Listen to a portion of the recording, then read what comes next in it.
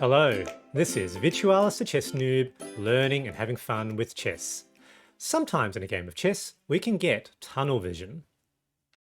That is, we get so focused on our planned series of moves that we lose sight of the rest of the board.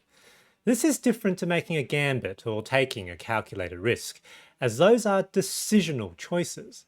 Instead, it is not seeing threats and alternatives due to being so invested in a particular line.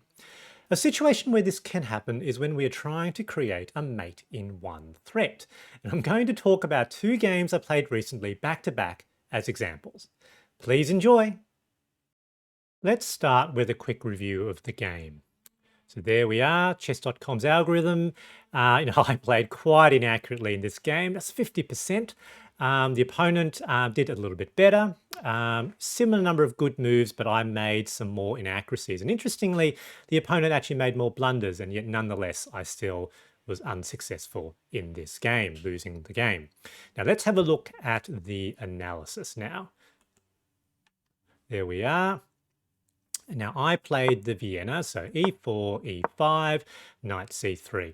Now in this game, I'm going to focus mostly on that error, so that tunnel vision with a mate in one. So I'm going to sort of describe the game relatively quickly, more so than what I usually might. Now the opponent played b6, which is interesting. So that's not a good response to the Vienna. Automatically, I'm already quite a bit ahead. I play bishop c4. They fianchetto the bishop to b7. I play d3.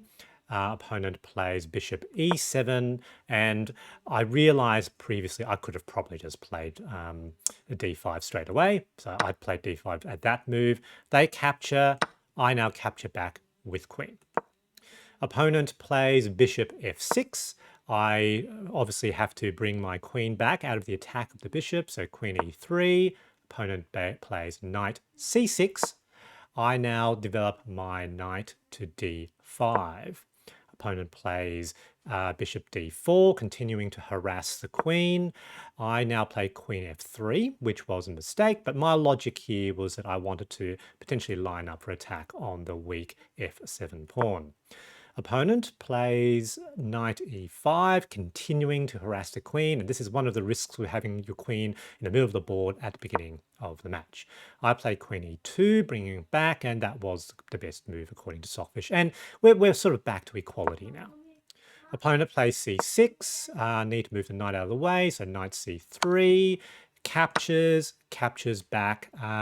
So some damaging of my structure around the queen side. Opponent slightly ahead. Opponent develops the other knight to f6. I develop knight f3.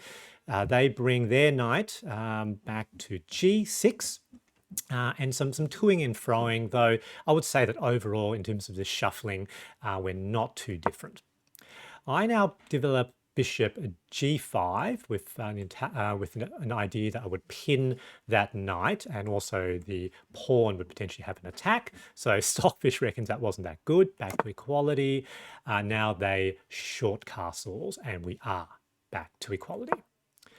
I play e5 now with attack on the knight, and the reason it doesn't work is that it's pinned to my queen.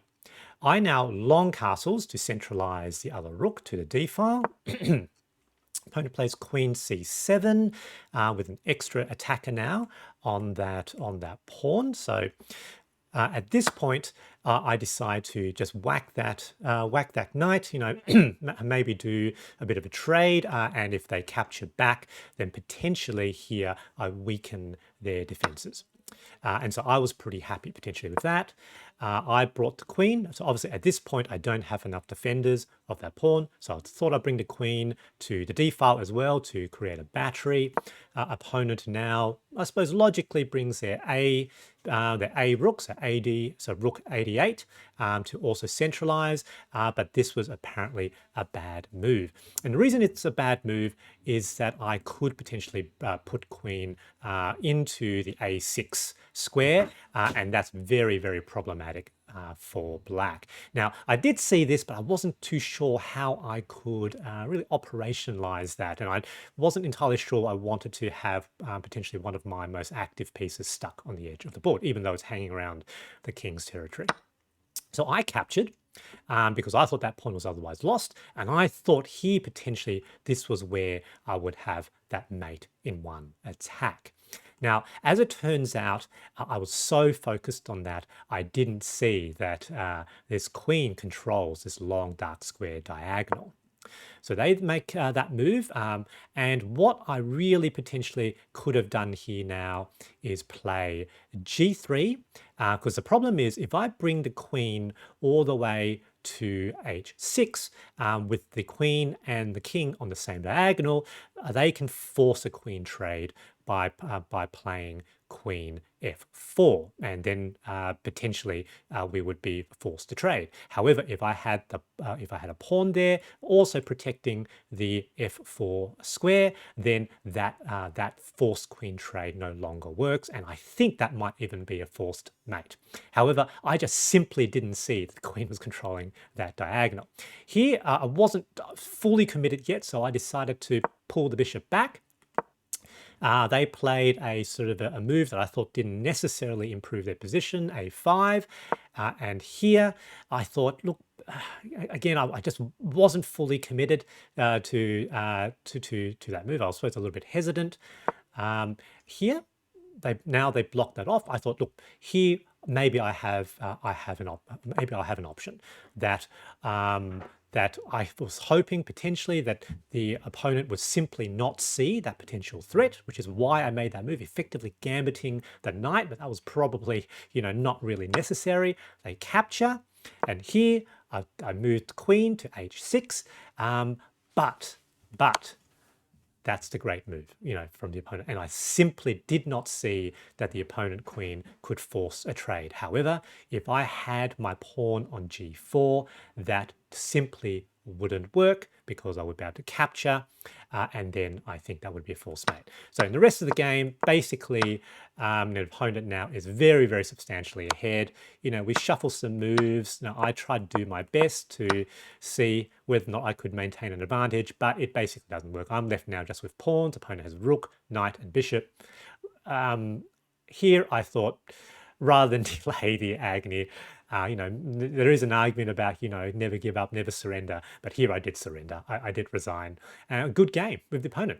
Now let's move on now to game 2, where a very similar theme with the mate in one, sort of hyper-focused and missing the other threats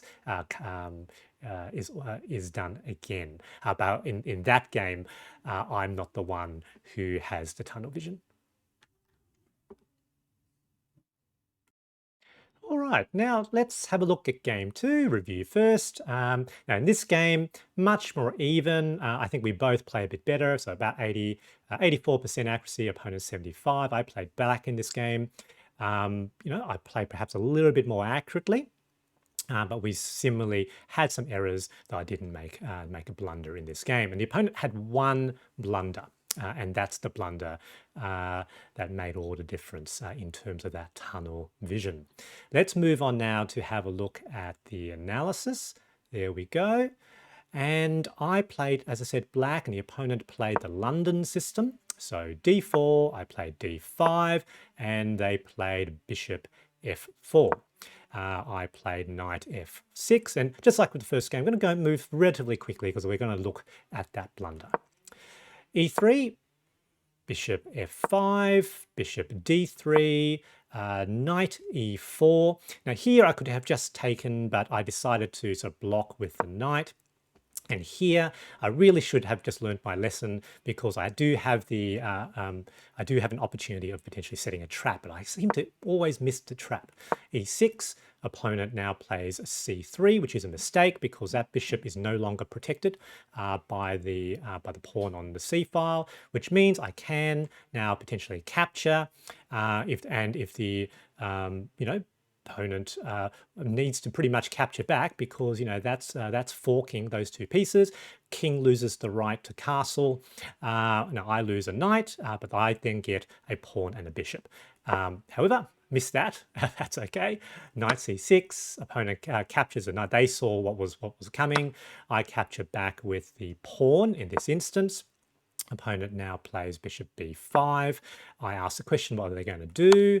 And now I have have captured that bishop as well. So now I still have the bishop pair. The opponent has a knight and bishop. So potentially okay, but I've got sort of double pawns on the e file and c file, which is potentially not optimal. So opponent's slightly ahead. Queen to a4, so queen a4, which is a good move. Obviously, a bit of a problem with that pawn there. So queen up to d7. Opponent plays f3. I play bishop d6. Again, asking for a potential trade in bishops. And there we go. That allows me now to undouble those pawns. And this defense of pawns is, in my view, sort of reasonably good. Opponent plays knight e2, so develop their knight, decide to capture, and we've got some it's interesting symmetry. So I haven't got the pawn on the b file, they haven't got a pawn on the g file. I have one bishop and they have one knight. I short castles. They push a center pawn to e4, bring my bishop back to g6. Opponent long castle, so an opposite side castling. Very, very interesting game. Here I sort of try to do a threat on that f pawn by bishop h5. They block with by moving their rook, so rook hf1. Here I decide to push the pawn in front of my rook, so f5. Apparently not the best move, gives an advantage to white. They bring knight f4, which makes sense. Partly the reason I wanted to move that, that pawn was so that I could bring my bishop back. So that's what I do, bishop f7. They capture back. Opponent plays h4, which, interesting enough, makes them lose some of their advantage. I can sort of see the logic, though, of trying to push an attack. Here I decide to control the e file with with one of my rooks. Opponent brings their queen back, and that sort of certainly has some logic there. Here I make an attack on that pawn, and also controlling the b file as well. They play b3, which makes sense. Here I push my d pawn with a potential idea that maybe there's some sort of attack along that diagonal, but not very clear, not very clearly formed idea at the moment.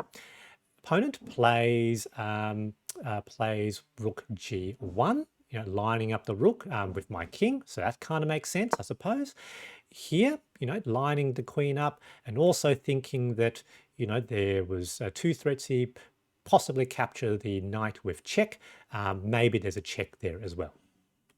And here, the opponent has their tunnel vision. So they lined up their rook, lined up their queen, thinking that's a potential mate in one threat. However, it just doesn't work because it just loses material. Because firstly, I've got that with check, and they just simply straight up lose a piece. And this attack is fairly easily blocked by just g6 because it's defended by 1, 2 pieces. I can bring that up, so 3 pieces. So that mate in one attack simply doesn't work, and to make that move, they're losing material. And as you can see, almost -7 now in my favor. So that was a very, very serious blunder by the opponent, and again due to that tunnel vision. And as we progressed the game, this loss was basically was catastrophic, I think, for the opponent. So try to push the pawn forward. So 1, 2, 3 attackers, but there's 1, 2, 3, and potentially 4 defenders. So I bring that forward. That's fine because at this point I just want to trade pieces. I'm materially up. I bring the other rook in, so to keep that rook in that position. This bishop protects both of these rooks. They capture. Now allows me to capture with rook. So now I'm attacking the queen. They have to move the queen out of the way. I simply now can whack that rook. They have to capture and now can bring the rook, threatening the queen. They move that forward, which I suppose that makes sense. However, another piece lost. You know, getting very, very close to, they're being on this, second rank, with black, the equivalent to the 7th rank. Opponent's forced to bring the queen over. Otherwise, that's a potential, very serious mating threat of my own. But now with the queen and king in the same same rank, I've got a skewer, so that queen is basically now lost, and the opponent opted to resign at this point. And this whole sort of second half of the game was related to sort of the tunnel vision with lining up for what ostensibly might have been a mate in one attack, but it was so easily defended by me, and with that loss of material, it actually didn't really make a lot of sense in the end. A good game for the opponent. GG. The insight that I have from these games is that even when you think you've created a brilliant mating threat, it's probably a good idea to take a step back and deliberately take some time to see how and where that threat can be refuted. Consider how obvious that those moves would be and the likelihood that the opponent will see it. And if they do so, what happens to your position? I hope you enjoyed this video, and thanks for watching.